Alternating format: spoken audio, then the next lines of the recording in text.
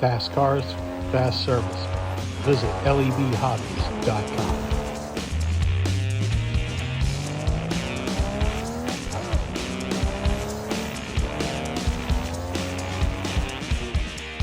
Hey folks, so as you see, I'm covering Pennsylvania State Wrestling Championships.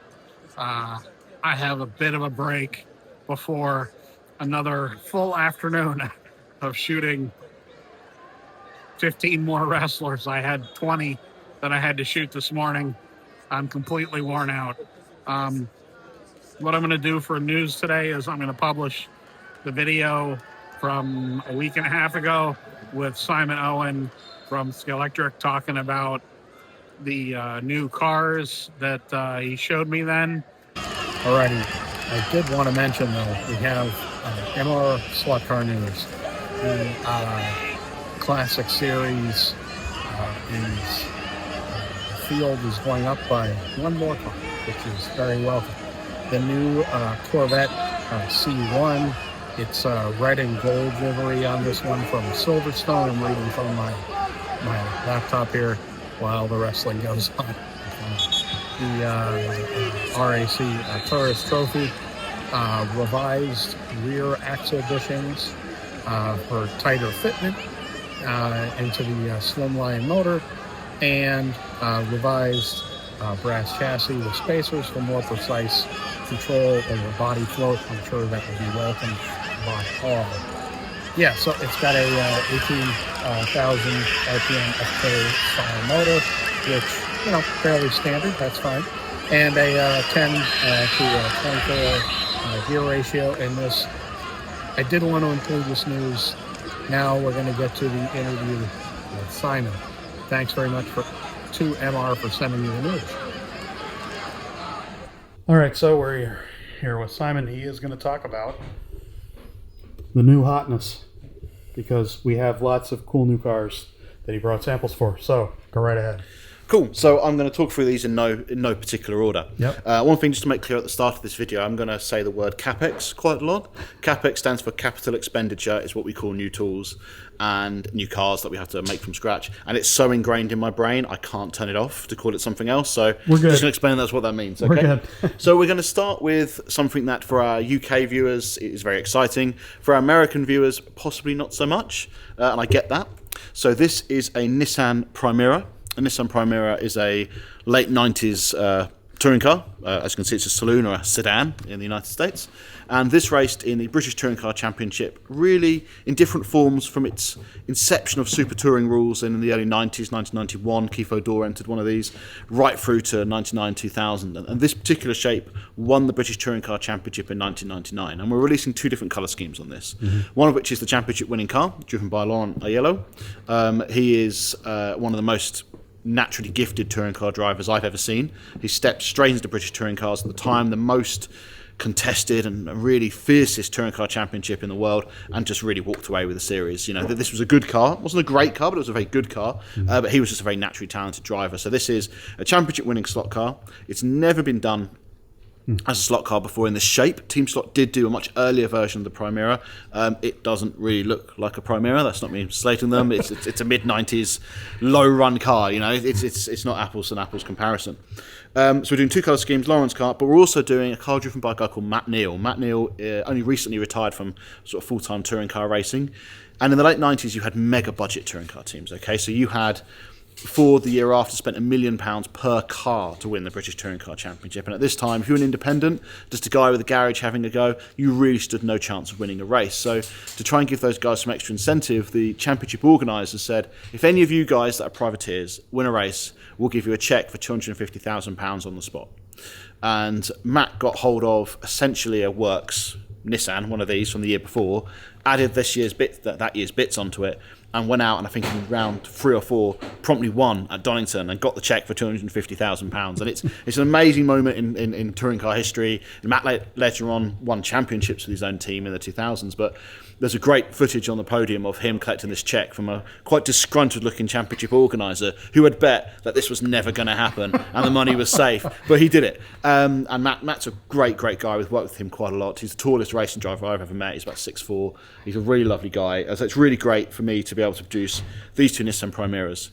Chassis-wise, they're the same as our other super touring cars, the BMW and the Volvo. Inline, standard Mabuchi motor. Trying to keep the chassis as flat as we can for something like this. We've tucked the wheels up into the arches.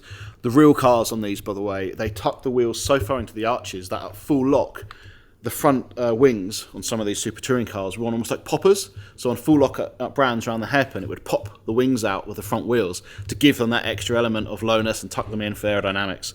Other thing about this that I don't like is the fact they have a different wheel design front to back. That's accurate. Okay. I hate it. On my car, when I buy one of these at home, I'll be putting a set of front wheels on the back because I can't have that on my shelf. That's just not. It's just not right. Your ADD kicks in. Then. It's just weird. I just don't like it. Yeah. But these are really cool car, and it's a really, for us, it's just a really cool thing to do, and they're proving to be pretty popular on pre-order, so that's great.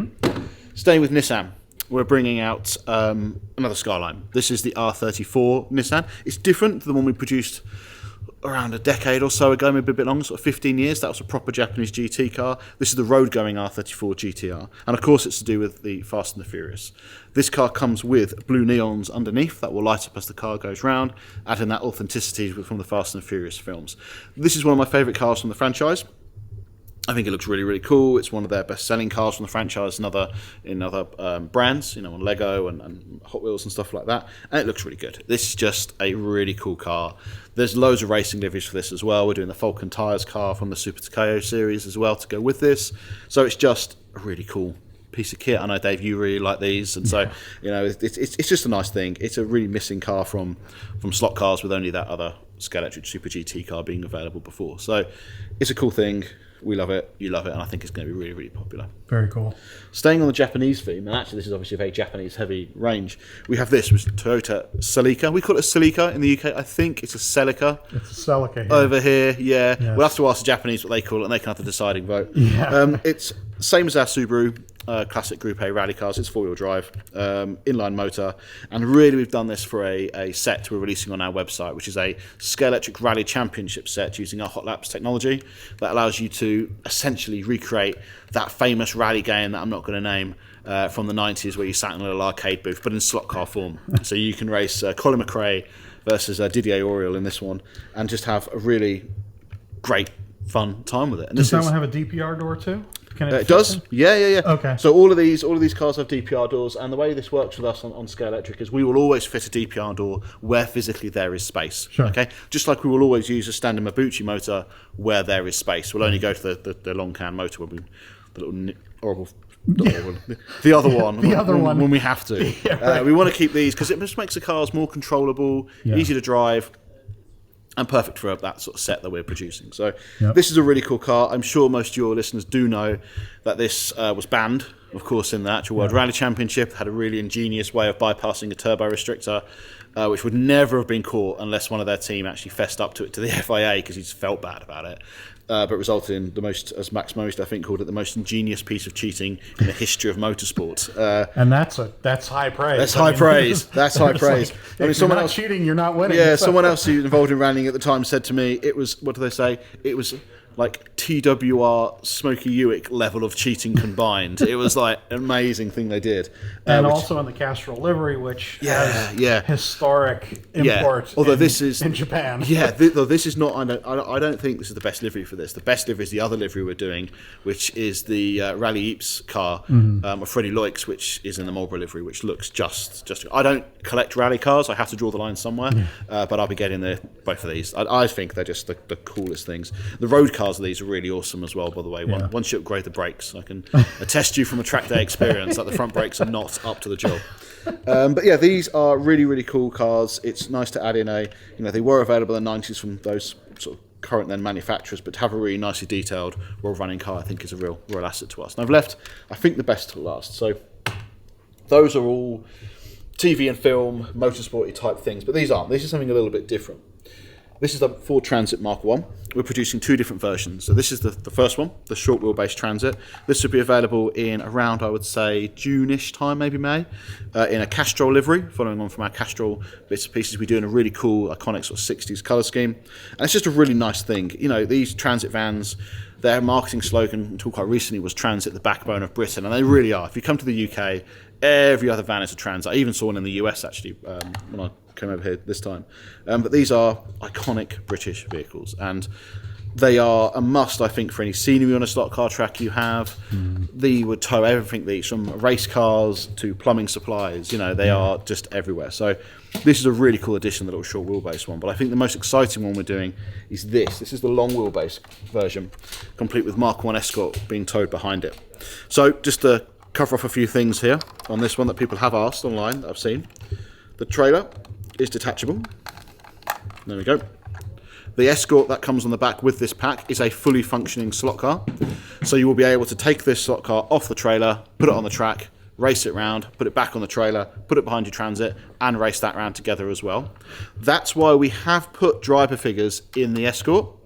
We had a conversation on this at work. Do we put driver figures in the Escort or not? Because it does look silly when they're on the back of the trailer. Right. But we figure it would have to have a driver in it to move. And if you don't like the driver figures in it, you can open it up and you can take them out. Right. But you can't add them in if they're not there to start with. Okay, so that's why there's driver figures. Yeah. The livery is a really great livery. You know, it's a Roger Clark, Tony Mason car from the RSC 1973 International Rally. So it's a really famous Escort livery. I think SCX had done that livery On a Mark years II. ago. Yeah, on a Mark II, not on a Mark Okay. I, so we're okay. I Yeah. actually took a long time to get a livery that we hadn't done on the Mark I Escort that matched being used with this trailer, Okay. with this Transit. So, you know, very different to the other Transit. It's long wheelbase. It has double rear tyres at the back to carry the weight on the real vehicle, carry the weight of the supplies in the back. Does come with the roof rack, although no supplies. Does come with a trailer. It's everything you need really to create a little set.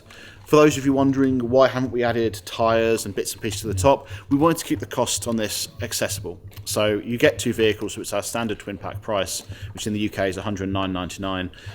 We didn't want to add a load of bits, we had to put the price up. I think if you want to add extra bits and pieces on top, those are available from other people, and you can make the product your own then. You can customise it and modify it however you want. But And who among us doesn't have spare wheels and tires all over the place? Yeah, absolutely. I mean, you're not in the hobby if you don't have 24 tires within arm's reach. So really for us, it was about keeping this accessible, and we're seeing some amazing pre-order numbers off our website and across our dealers in the UK and internationally as well. So I think this will be the star of the year, which is great. It's really exciting. We've got some really exciting plans what we're going to do for this in the future, in terms of other things with the trailer on the back and towing bits and pieces. So there's really cool stuff we can do, and it's really, really exciting. And it handles quite well. This by itself is all right, and then you add this onto the back, and it just makes it like a really nice handling thing. It actually handles better, I think, because this has got a magnet in the obviously in the Escort that's a bit higher up. It just sort of floats around the track quite nicely. It's just a really cool thing. Yeah, I'm super excited about these Transits. I think these are, just because they're such a unique thing in the slot car world, and they're so ubiquitous at actual races. Well, certainly historically they would have been, and it's just such a valuable addition. So I'm very happy that you all have done this. Yeah, it's a great thing, and we'll do some more bits and pieces on it. We've already got some amazing releases next year for this planned, which is great. What I would say is that this isn't it for the year. We obviously announced our range in January, but look out, especially around the Slot Fest weekend, which is 10th, 11th of May. We'll be announcing some new products then, some very exciting things, some things that people, when we announced this range, sort of went, oh, why haven't they done that? We've got some great stuff to be announced towards the autumn or fall as well. So this isn't it from us for the year. We have some more amazing stuff, including potentially some brand new pieces of tooling we haven't talked about yet, some CapEx. We're not done, and expect some more stuff. And I'm building next year's range as we speak. So that looks really exciting as well. So keep an eye on your local dealer, keep an eye on your channel, everyone else's channel, Marty's channel. So look out for some great news. Keep an eye on Marty's channel. He's back there packing up from the interviews. There he is with more gear than you can imagine for the interviews. So follow our socials and keep an eye out and look for some really, really amazing news coming up soon.